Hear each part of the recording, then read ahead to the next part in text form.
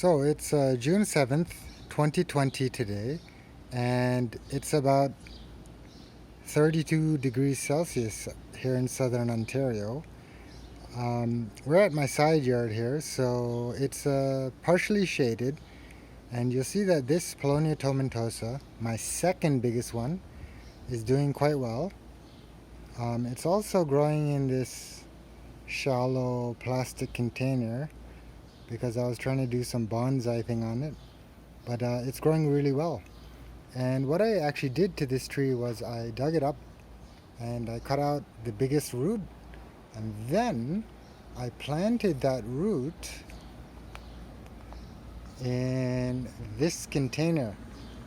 That was about a month ago, and as you can see, we now have a new little Paulownia Tomentosa coming out of the soil, and other weeds as well.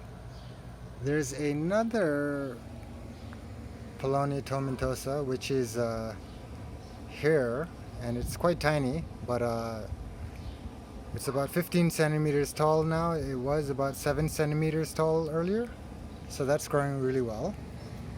And if we go to the front of the side yard, we will see some black raspberries which are coming into ripeness right now. So these just grew wild here by themselves. So it's pretty nice to have a treat near the end of June, end of July.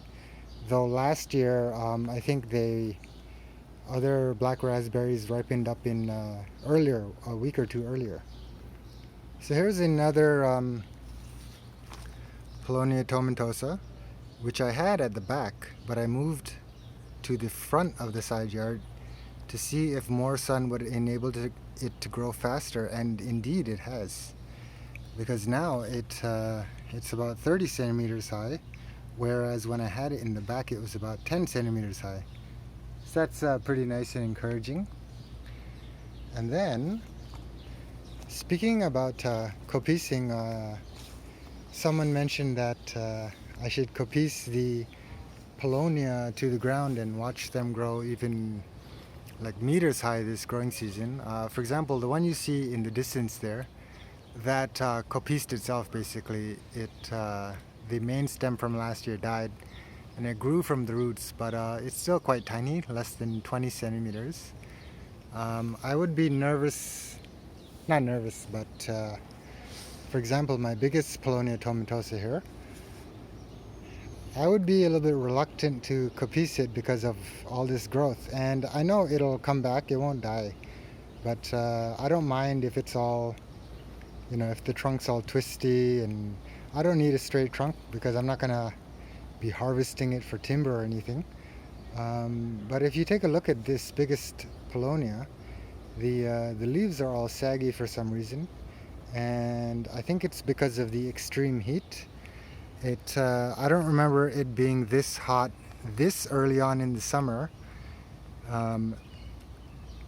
in past summers, and it's been like this for a week. So since the end of June it's been really warm. If you look at this Paulownia, some of the branches down here they just dried up, died, fell off. So you can see more of the trunk of it now.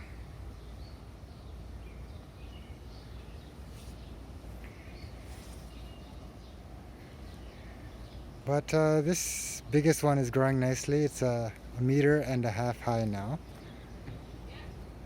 And the last one we'll look at is this one that I moved over, and it didn't grow too well, but it has since grown multiple trunks. As you can see, a bunch of dead trunks and a bunch of alive trunks. So, and the heat, I guess, has killed some of them like this, all dried up and crispy now. But it's still going. And yeah, I mean, this is what happens when they grow. They grow the main trunk, and then a side shoot becomes the new leader, and then the old little stub is left here. So over time the main trunk will get thicker and thicker, but it'll have this